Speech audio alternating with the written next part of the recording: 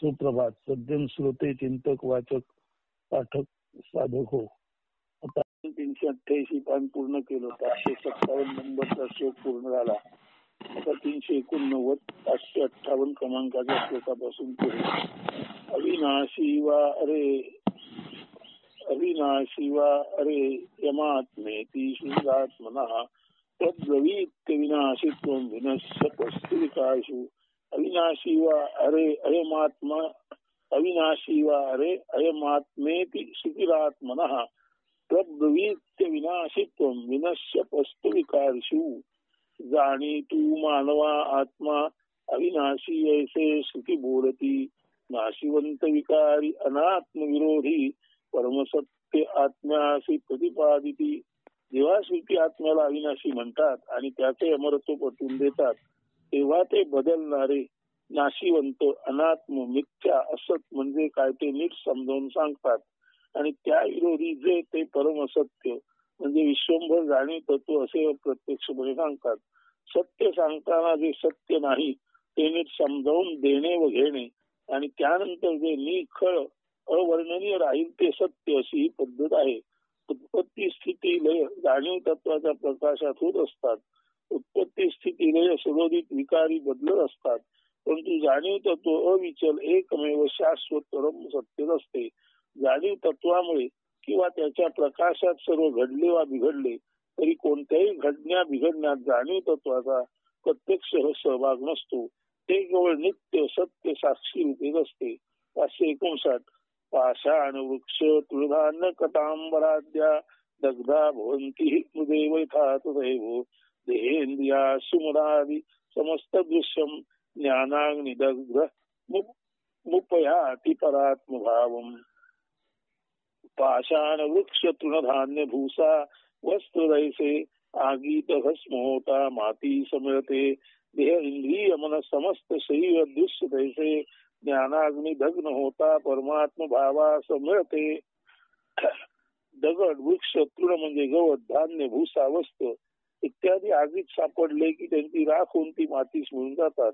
त्याचप्रमाणे सत्य ज्ञान रूपी अग्नीमध्ये देह इंद्रिय मन आणि समस्त शरीरे विश्वादी दृश्य भस्मीभूत होतात आणि एकमेव परमात्म भावात विलीन होतात. सारांश सत्मुळे साऱ्या उपाधियुक्त असतचा समूळ नाश होतो आणि सर्वत्र ब्रह्मच असल्याचे जाणवते. विलक्षणम यथा ध्वांसम लीयते भानुतेजसी तथैव सकलम दृश्यम ब्रह्मणी प्रविदीयते. प्रकाश भिन्न अंधकार प्रकाशातही लय पावतसे तैसे सकल दृश्य जगतही ब्रह्म विलीन होत असे. अंधकार प्रकाशाहून सर्वस्वी भिन्न आगळा वेगळा असला तरी सरते शेवटी प्रकाशातच लय पावतो किंवा नष्ट होतो. तशीच सर्व दृश्य व अखिल दृश्य जगत ब्रह्मातच विरघळून जाते किंवा लोप पावते. गोचर जग इंद्रिय गम्य जग हे अविद्येचे माया किंवा असतचे प्रकटीकरण असते. एकदा का मायानाश झाला केवळ शुद्ध जाणीव तत्व म्हणजे आत्मतत्व सोडून काही सत्य नाही त्याचे ज्ञान झाले की त्या ज्ञान प्रकाशात म्हणजे ज्ञप्तीमध्ये सारे दृश्य जगत नष्टच होते. सत पुढे असत माया टिकूच शकत नाही. 561 घटे नष्टे यथा व्योम व्योमैव भवति स्फुटम तथैवोपाधि विलये ब्रह्मैव ब्रह्मवित् स्वयं. घटनाशी घटाकाश शुद्ध मदाकाश होतसे तैसा उपाधि विलय होता ब्रह्मवेत्ता सोये ब्रह्मही असे. घट फुटला की घटातील आकाश शुद्ध व स्पष्ट आकाश म्हणून मुक्त होते, केवळ उरते. घटाकाश महदाकाश म्हणून विलसू लागते.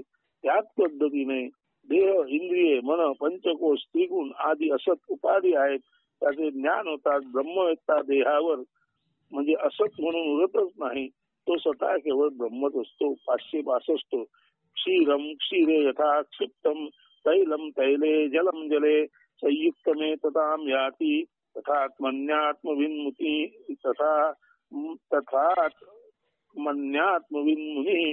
दूध दुधात तेल तेलात पाणी पाण्यात एकत्व पावते तैसा आत्मवेत्ता मुनी आत्मतत्वी एकरूप होत असे. दूध दुधात तेल तेलात पाणी पाण्यात संयोग पाहून एकत्वाने नांदते तसाच आत्मतत्वात एकरूप होऊन आत्मज्ञानी मुनी आत्मज्ञानी मुनी आत्मा म्हणून विलसतो. 563.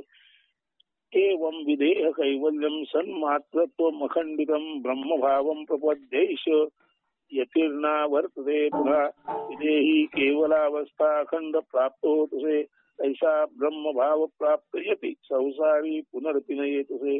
कैवल्य म्हणजे स्थूल सूक्ष्म आणि कारण देहाचा असंग होय. असत माया मिथ्या म्हणजे देह हे कळल्यानंतर असा ज्ञानी मुनी त्या तीनही मायावी देहांचा जिवंतपणे ज्ञान पातळीवर आंतरिक त्याग साधून असतो. त्यालाच म्हणायचे विधेहीपणे मुक्ती होगीत जावे. चालू जन्मात जसा विधेही कैवल्य प्राप्ती झालेला ब्रह्मवेत्ता हे जग सोडून गेल्यावर पुन्हा या संसारात जन्मास येत नाही. 564. सदात्मैकत्व विज्ञान दग्धा विद्यादि वर्षमणा अमुष्य ब्रह्मभूतत्वात् ब्रह्मणः कुत उद्भवा. ब्रह्म आत्मैक्य ज्ञानाग्नी अविद्या मालिन्य दग्ध होतसे ऐसा ज्ञानी ब्रह्मभूत होता पुनरपि संसारी न येतसे. आत्मा परमात्मा जीवशिव ऐक्याचे ज्ञान झालेला ब्रह्मवेत्ता स्थूल सूक्ष्म कारण देहादी संबंधाचे अविद्यारूपी मालिन्य ज्ञानाग्नीमध्ये दग्ध नष्ट झालेला असतो. अशा प्रकारे अविद्या भस्मीभूत झालेला हा ब्रह्मविद चालू जन्मातच ब्रह्मीभूत असतो. त्या कारणाने तो अजन्म असतो.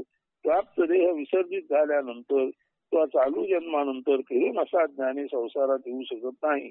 आता तो जन्ममुक्ती चक्राच्या अतीत होतो. जो स्वतःला आत्मभिन्न समजतो त्यालाच जन्म असतो. आत्मा तर अजन्माच आहे म्हणून स्वतःला आत्मा समजणारा व तसा वर्तणारा विश्वंभर शिवस्वरूप असल्याने अजन्मात असतो. म्हणून ब्रह्मचैतन्य गोंदवलेकर महाराज यांचं नाव घेताना आपल्या लक्षात आलं पाहिजे की ब्रह्मचैतन्य गोंदवले महाराज यांनी स्वाभाविक स्थूल सूक्ष्म कारण देह आणि संपूर्ण दृश्य दर्शन याचा निराश करून केवळ आपण ब्रह्म आहोत या ब्रह्म आणि ब्रह्मचैतन्यामध्येच ते जिवंतपणे विलीन झालेले असल्यामुळेच त्यांना ब्रह्मचैतन्य गोंदवलेकर महाराज म्हणतात. असे महापुरुष पुन्हा देह रूपाने जन्माला येत नाहीत. ते सर्वथैव मुक्त आणि मुक्तच असतात. 565. माया क्लुप्तो बंध मोक्षो नस्त स्वात्मनि वस्तुतः तथा रज्जो निष्क्रियायाम सर्पाभास विनिर्गमो. माया जनित बंध मोक्ष त्यात्म आत्मसंबंध कधी नसे. सर्पभास होई जाई निष्क्रिय दोरी सत्य कारण त्या नसे. जन्म मृत्यू शरीरी म्हणून येणे आणि निवर्तन ही माया भ्रम आहे. हा केवळ भास आहे. अजन्म आत्मतत्व वास्तवात त्यास कारण नसते. केवळ अज्ञानामुळे जन्म मृत्यू चक्राला सातत्य प्राप्त झाल्यासारखे वाटते. वास्तवात सर्वत्र अजाततात आहे. काही निर्माण होत नाही म्हणून नष्टही होत नाही.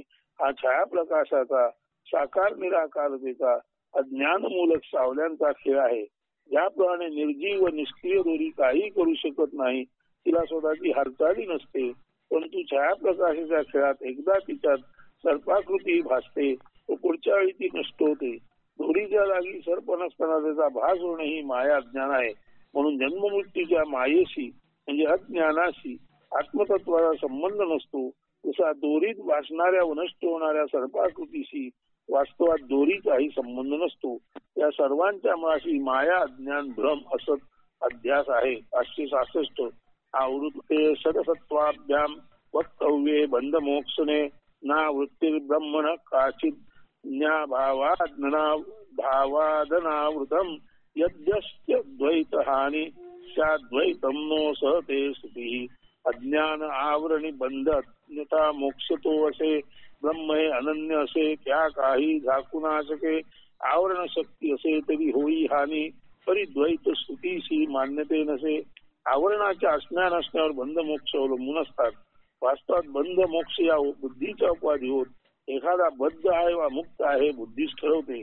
मात्र प्रत्यक्षात बुद्धी देखील आत्मदृष्टीने उपाधीच असल्याने उपाधीने ठरवलेले उपाधी पूर्णच असते. बंध मानला तर मोक्षाचा प्रश्न निर्माण होतो. आवरण मानले तर त्याच्या अनावरणाचा प्रश्न निर्माण होतो. सामान्य अज्ञ जन सूर्यावर मेघाचे आवरण असते असे मानतात, म्हणून मेघांच्या दूर होण्याचा प्रश्न निर्माण होतो. चैतन्याला तेजाला काही झाकू शकत नाही हे सत्य ज्याला आकलन झाले त्याच्या दृष्टीने मेघ सूर्याला झाकतात हे हास्यास्पद विधानच असते. श्रुतींनाही केवळ ब्रह्मच दिसते. स्थूल सूक्ष्म कारण देह या उपाधी असल्याने त्यांना सत्यत्व नाहीच असे श्रुतींचे म्हणणे आहे. म्हणून येथे ब्रह्मच आहे, आवरण नाही. ब्रह्म अनन्य आहे, अद्वय आहे. हानी होते ती आवरणाची, द्वैताची, अद्वैताची नव्हे. अनन्य ब्रह्माला आवरण मानणे ही मूर्ख कल्पना आहे. सत्य तत्वाची प्राप्ती झालेल्याला कोणताही शब्द, सैद्धांतिक विवेचन, ब्रह्मचर्चा केवळ पोकळ बडबड थापाच वाटतात. येथे केवळ स्थूल सूक्ष्म कारण या त्रिदेहांशी काही संबंध नसलेले नित्य शाश्वत एकमेव अद्वय जाणीव तत्व आहे. जाणीव तत्व म्हणजे ब्रह्म. याखेरीज येथे काही नसल्याने आवरण उपाधींचा व बंधमोक्षाचा प्रश्नच निर्मूल आहे. ब्रह्म अनावृत्तच आहे आणि त्याखेरीज अन्य काही अस्तित्वातच नाही. म्हणून ब्रह्म अनावृत्तच आहे याचाच अर्थ ज्ञानी माणूस सर्वस्वी दिगंबरच आहे. ज्ञानी माणूस अनावृत्तच आहे म्हणजे ज्ञानी माणसाला कोणत्याही कंडिशनिंगने ग्रासलेले, बद्ध केलेले नसते. 567 बंधनच मोक्षंच मृषैव मूढा बुद्धेर गुणम वस्तुनि कल्पयन्ति मृगावृत्ती मेघ कृताम यथार्वो यतो द्व्यासंग चिदेत दक्षरम बंध मोक्ष मूढ कल्पना राही भ्रांत बुद्धी निर्मित ती असे. जैसा अज्ञानी मेघ आवरण सूर्यासी कल्पी तरी ते सत्य नसे तैसेची अद्वय असंग आत्मतत्व असे. बंधन मुक्ती या खरे तर बुद्धी निर्मित उपाधीच आहेत. आत्म्याच्या संदर्भात देह बुद्धी या सुद्धा उपाधीच आहेत. जर देह बुद्धी याच उपाधी आहेत तर बुद्धी निर्मित बंध मोक्ष या सुद्धा भ्रांत कल्पना ठरतात. म्हणून हे सारे केवळ असत्यच ठरते. अज्ञानी माणसाने सूर्याला मेघाने झाकले म्हणणे हे जसे असत्य अज्ञान आहे, कारण चैतन्याला आवरण शक्यच नसते, तसेच जे एकमेव अद्वय असंग आत्मतत्व आहे त्याच्या संदर्भात बंध मोक्षाची भाषा, जसे आत्मा बंधनात पडला किंवा आत्मा मुक्त झाला असे बोलणे सर्व चुकीचेच ठरते.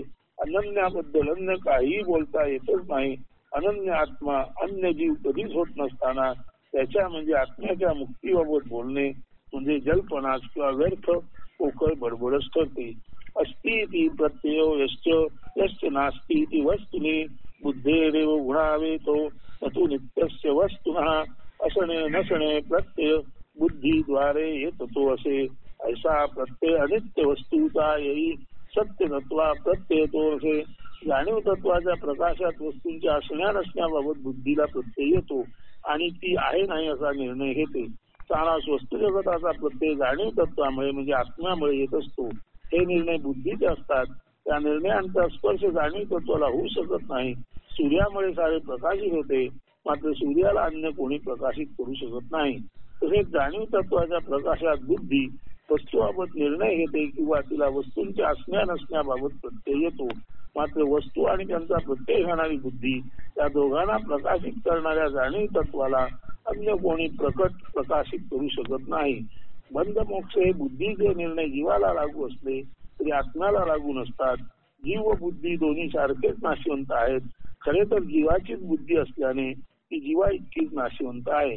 आपण जे आहोत तेच आपण ओळखू शकतो. बुद्धी नाशिवंत असल्याने ती नाशिवंत जीवाबद्दल जास्तीत जास्त बोलू शकते. त्यामुळे तिचे बंध मोक्षाबाबत ते बोलणे जीवाबाबत समजून घेता येईल. मात्र अविनाशी आत्म्याबाबत जो बुद्धीसह साऱ्यांनाच प्रकाशित करतो ती खरे तर काही बोलली तरी ते भ्रामकच असते. तिची ती क्षमताच नाही. मर्त्य अमर्त्याबाबत बोलूच शकत नाही. आत्म्याबाबत म्हणूनच बंध मोक्ष असे बुद्धीचे बोलणे यथार्थ असूच शकत नाही. नित्य आत्मतत्वाबाबत मौनच सार्थ ठरते. 569 अतस्तो माया क्लुप्तो मंद मोक्षो न च आत्मनि निष्क्रिये शांते निरवध्ये निरंजने अद्वितीय परे तत्वे व्योमवत कल्पना कुतः व्योम सम निरवयव निष्क्रिय शांत निर्मल निरंजन अद्वितीय आत्मतत्वजे असे. त्याचे ठाई बंध मोक्ष माया जनित कल्पना ती असे. आकाशासारखे अविभाजित निष्क्रिय शांत निर्मल शिव म्हणजे साधे सरळ असे अद्वितीय आत्मतत्व असताना त्याचे अवध बंध मोक्ष आत्म्याचे बंधन किंवा आत्म्याचा मोक्ष अशी भाषा बोलणे हे केवळ असत्य मिथ्या भ्रामक बुद्धीची कल्पना असू शकते. 570 न निरोधो चोत्पत्तीर्न बद्धो न साधका न मुमुक्षुर्न वै मुक्त इत्तेषा परमार्थता न नाशे न जन्मे काही न बंधनी कोणीही असे न साधक न मोक्ष ब्रह्मरूपी या काही नसे. या ब्रह्मात केवळ ब्रह्म हाच परमार्थ श्रेष्ठ सत्य किंवा वास्तवता आहे. हे शिष्या, येथे नाश नाही आणि जन्मही नाही. येथे कोणीही कोणत्याही बंधनात असण्याचा प्रश्न नाही. तसेच येथे साधायचेही काही नाही. सबब येथे कोणी साधकही नाही. मोक्षाची इच्छा धरणाराही येथे नाही आणि मोक्षही नाही. जे काही आहे ते वर्णन करण्यास अशक्य असे असणे आहे तेच केवळ येथे आहे. यालाच अनिर्वचनीय ब्रह्म म्हणतात. ते तू जाणून घे. जे काही आहे ते वर्णन करण्यास अशक्य असे असणेच आहे तेच केवळ येथे आहे. त्यालाच अनिर्वचनीय ब्रह्म असे म्हणतात. हे तू जाणून घे. 571 सकल निगम चूडा स्वांत सिद्धांत रूपम परमिदमति गुह्यम दर्शितम ते मयाद्य अपगत कलिदोषम कामनिर्मुक्त बुद्धिं ससुत वद सत्कृत्वाम भावयित्वा मुमुक्षुम कलियुग दोष रहित कामना मुक्त बुद्धी स्वसुत समान तुलसी आगमे गुह्य सांगी अखिल वेद सिद्धांत शास्त्र सार चूडामणी जे तुझसी तेच सांगुने पुनर्पुनरपी आगमी येत तांबे. या अशा सत्यासत्य विवेक ज्ञानाचा समारोप करताना श्रीमद आद्यशंकराचार्य म्हणतात, हे माझ्या प्रिय शिष्या वत्सा, तुला मी माझ्या पुत्रा समान मानून अखिल वेद सिद्धांत आणि तत्वज्ञानाचे सार समजण्यास हरकत नाही. असे तत्वज्ञानाच्या शिरोभागी रत्नासमान शोभायमान ठरावे असे हे सत्यासत्य विवेकाचे गुह्याती गुह्य विवेक चूडामणी पुन्हा पुन्हा समजावून सांगितले आहे. तू त्याला पात्रही आहेस. तू भोगलंपट अशा आजच्या या कलियुगाच्या दोषांपासून पूर्णपणे अलिप्त रहित आहेस आणि कामना इच्छा रहित मुमुक्षुही आहेस. आता आम्ही हे विवेचन येथेच संपवतो. येथे कलियुग याचा अर्थ भोगलंपटता ज्या काळात सर्वाधिक आहे असा काळ असे ध्यानात घ्यावे. 73 शिष्याला निरोप. श्रुत्वा गुरोर्वाक्यम पश्येन कृतानती सतेन समनुज्ञातो यो निर्मुक्त बंधना. ऐशी गुरुवाणी ऐकुनी अत्यादरे गुरुवंदन करी गुरु आज्ञा घेऊनी मग तो जीवन मुक्त. शिष्य परतीचा मार्ग धरी सत्यासत्य विवेक रूपी विवेक चूडामणी प्राप्त झालेला आचार्यांचा जीवनमुक्त शिष्य अत्यंत आदराने त्यांना वंदन करून आणि त्यांची आज्ञा घेऊन निरोप घेऊन कृतार्थ भावाने गुरुगृहातून माघारी परतीचा मार्ग धरता झाला. आता आपले उर्वरित सारे आयुष्य अर्थातच तो या ज्ञानमार्गावरून चालणार असतो आणि आपली बोधप्राप्ती अन्य ज्ञानोत्सुका नाही स्वाभाविकपणे देणार असतो, वाटणार असतो. तर सर्व श्रोते हो, आता आपणाला विवेक चूडामणीचे जे ज्ञान झालेले आहे ते आपण प्रत्यक्ष आचरणात आणाल आणि यथाशक्ती यथामती इतरांनाही ते द्याल असा विश्वास येथे व्यक्त करीत आहे. 573 गुरुरेव सदानंद सिंधो निर्वग्न मानसा. गुरुरेव सदानंद सिंधो निर्मग्न मानसा. पावयन वसुधाम सर्वाम विचचारा निरंतरा. आनंद सिंधु जलमग्न मन गुरुही. आनंद सिंधु जलमग्न मन गुरुही. पवित्र करुणी अखिल वसुधा निरंतर विचलित राही. शिष्याला पूर्णत्वाने ज्ञानी आणि जीवनमुक्त केल्यावर सदा जीवनमुक्त असलेले आचार्य साऱ्या पृथ्वीला पवित्र करून आपले उर्वरित जीवन परमानंद सागर जलात मनपूत ते दंग मग्न राहून सतत भ्रमण करीत व्यतीत करतात. अनुवंदच दुष्टे. प्रकरण 74 इत्याचार्यस्य शिष्यस्य संवादेनात्मलक्षणं निरूपितं मुमुक्षूणां सुखबोधोपपत्तये. शिष्य आचार्य संवाद आत्मज्ञान निरूपणे असे मुमुक्षूसाठी अत्यंत सुगम सरळ आत्मबोध असे. अशा प्रकारे विवेक चूडामणी नावाने अत्यंत ख्यात कीर्त असा हा श्रीमद आद्य शंकराचार्य आणि शिष्य यांच्यातील प्रश्नोत्तर रूपी आत्मज्ञान निरूपण संवाद मोक्षाची आस्वध्यास बाळगणाऱ्यांसाठी अत्यंत सरळ सोपा आत्मबोध आहे. अशा प्रकारे विवेक चूडामणी नावाने अत्यंत ख्यात कीर्त असा हा श्रीमद आद्य शंकराचार्य आणि शिष्य यांच्यातील प्रश्नोत्तर रूपी आत्मज्ञान निरूपण संवाद मोक्षाची आस व ध्यास बाळगणाऱ्यांसाठी अत्यंत सरळ सोपा आत्मबोधच आहे.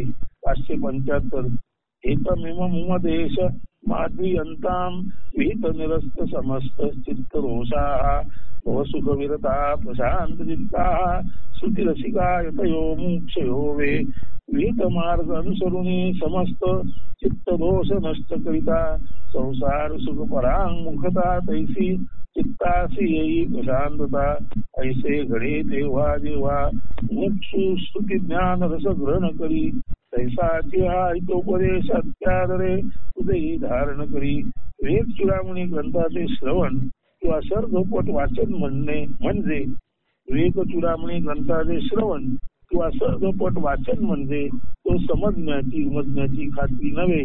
काही जणांना हे सर्व भूलभुलैया किंवा थापेबाजी असंही वाटू शकेल. आचार्याने यासाठी वर अनुबंध चतुष्टय श्लोक 575 सांगितला आहे. अनुबंध याचा अर्थ परस्पर संबंध. विवेक चूडामणीत सांगितलेले ज्ञान समजण्यासाठी पुढील 4 गोष्टी किंवा अटी शर्तींच्या पालनाची गरज आहे. ज्ञानप्राप्ती होणे किंवा न होणे यासाठी या 4 गोष्टींचे अनुक्रमे अनुपालन होते अथवा न होते त्याला महत्व आहे. ज्ञानप्राप्तीसाठी या 4 गोष्टींचे अनुपालन गरजेचे आहे. म्हणजे ज्ञान आणि सदर गोष्टींचे अनुपालन असा हा अनुबंध म्हणजे परस्पर संबंध आहे. चार बाबी शर्ती अटी असा एक शम दम उपरती तितिक्षा श्रद्धा समाधान या षट संपत्तीचा विवेक चूडामणी अंतर्गत सांगितलेला अर्थ नीट समजून घेणे आणि त्यांच्या प्राप्तीसाठी अखंड पाठपुरावा करणे. असे झाल्यावर चित्तातील सारे दोष नष्ट होतात. विहित निरस्ता समस्त चित्त दोषा. असे झाल्यानंतर चित्तातील सर्व दोष निरस्त होतात म्हणजे त्याचे निराकरण होते. म्हणून शम दम उपरती तितिक्षा श्रद्धा समाधान या षट संपत्तीचा नीट अर्थ समजून घेणे आणि त्यांच्या प्राप्तीसाठी अखंड पाठपुरावा करणे असे झाले तरच विहित निरस्ता समस्त चित्त दोष म्हणजे चित्तातील सारे दोष नष्ट होतात. 2 ज्ञाना येणाऱ्या जाणाऱ्या म्हणजे विकारी परिवर्तनीय अशा सांसारिक सुखाबद्दल अरुची निर्माण झाली आहे. भव सुख विमुखा म्हणजे संसारातील सुख येणारं जाणारं असतो त्यांच्याबाबत भव सुख विमुखा. तर अशा संसारी सुखाबाबत जे विमुख म्हणजे ज्यांचे अशा सुखाकडे ज्यांनी पाठ वळवली आहे किंवा अशा सुखापासून ज्यांनी तोंड फिरवले आहे. म्हणून विहित निरस्ता समस्त चित्त दोषा समदम उपरती तितिक्षा श्रद्धा समाधान या षट गुण संपत्तीचा प्रत्यक्ष लाभ करून घेऊन तसे वर्तन करून चित्तातील सारे दोष नष्ट करणे हा पहिला भाग. नंतर भवसुख विमुखा येणाऱ्या जाणाऱ्या सांसारिक दृश्याकडे किंवा सुख दुःखाकडे पाठ फिरवणे किंवा त्यांच्यापासून विमुख असणे हा दुसरा भाग. 3 विषय वासना कमी झाल्यामुळे ज्यांचे चित्त शांत आणि प्रसन्न होऊन स्थिर झाले आहे म्हणून प्रशांत चित्त हा तिसरा भाग. आणि जे स्तुती ग्रंथाच्या अभ्यासात रस घेणारे म्हणजे उपनिषदे समजून घेणारे मुमुक्षु आहेत श्रुती रसिका या 4 गोष्टी ज्याला साधल्या त्यालाच वेद चूडामणीतील ज्ञानाचा प्रत्यक्ष प्रत्यय संभव आहे. तेव्हा विहित निरस्ता समस्त चित्त दोष हा एक म्हणजे षट गुण संपत्ती आपल्या अंगी बांधवून आपल्या चित्तातील सारे दोष नष्ट करणे. 2 भवसुख विमुखा संसारातील येणाऱ्या जाणाऱ्या विकारी परिवर्तनीय अशा सर्व गोष्टींबाबत जो पाठ फिरून आहे किंवा त्यांच्या दिशेने ज्याने तोंड पाठी फिरवले आहे असा भवसुख विमुखा. 3 प्रशांत चित्ता म्हणजे विषय वासना कमी झाल्यामुळे त्याचे चित्त शांत आणि प्रसन्न झाले असा प्रशांत चित्त. आणि जे श्रुती ग्रंथाच्या अभ्यासात रस घेणारे म्हणजे उपनिषदे समजून घेणारे मुमुक्षु आहेत श्रुती रसिका म्हणून विहित निरस्ता समस्त चित्त दोषा भवसुख विमुखा प्रशांत चित्ता आणि श्रुती रसिका या 4 गोष्टी ज्याला साधल्या त्यालाच वेद चूडामणीतील ज्ञानाचा प्रत्यक्ष प्रत्यय म्हणजे अनुभूती संभवते.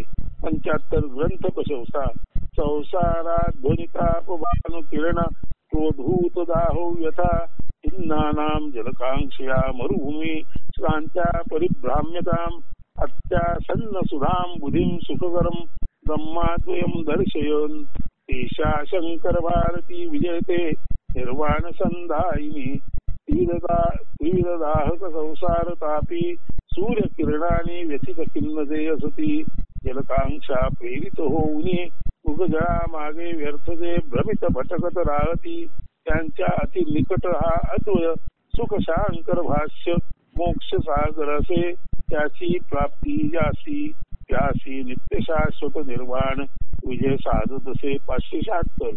आध्यात्मिक आदिभौतिक आणि आदिदैविक अशा 3 प्रकारच्या अतिदाहक संसार रूपी सूर्यकिरणाने पोळून निघाल्यामुळे जे व्यथित खिन्न झाले आहेत आणि त्यामुळे हा दाह कमी करण्यासाठी पाण्याच्या इच्छेने म्हणजे सांत्वनाच्या इच्छेने जे इकडे तिकडे व्यर्थ मृगजळापाठी भटकावेत जे भटकत आहेत अशांसाठी अत्यंत जवळ किंवा निकट असा हा अद्वय ब्रह्मसुख विवरण करणारा विवेक चूडामणी नामक ग्रंथ शांकर भाष्य येथे प्रस्तुत त्याचे नामकरण हंसध्वनी असे केलेले आहे. तर हा विवेक चूडामणी किंवा शांकर भाष्य किंवा हंसध्वनी हा ग्रंथ जणू काही मोक्ष सागरच ठरावा. त्याची सार्थ प्राप्ती ज्याला होईल त्याला नित्य शाश्वत मोक्षरूपी विजय प्राप्त होणारच होणार अशी खात्री बाळगावी. श्री शंकराचार्य यांची वाणी म्हणजे शाश्वत विजयच मुक्ती होय. इति श्रीमद परमहंस परिव्राजकाचार्य गोविंद भगवत पूज्य पाद शिष्य श्रीमद शंकर भगवत कृतो विवेक चूडामणी समाप्त. अशा तऱ्हेने श्रीमद परमहंस परिव्राजकाचार्य पूज्यपाद भगवान गोविंदाचार्य यांचे शिष्य सत्शिष्य भगवान श्री शंकराचार्य विरचित विवेक चूडामणी हा ग्रंथ येथे समाप्त झाला. त्याने मोक्ष आत्मसाक्षात्कार ईश्वरानुभूती तळमळ असणाऱ्यास निश्चितच मिळणार असतो. ओम शांती शांती शांती.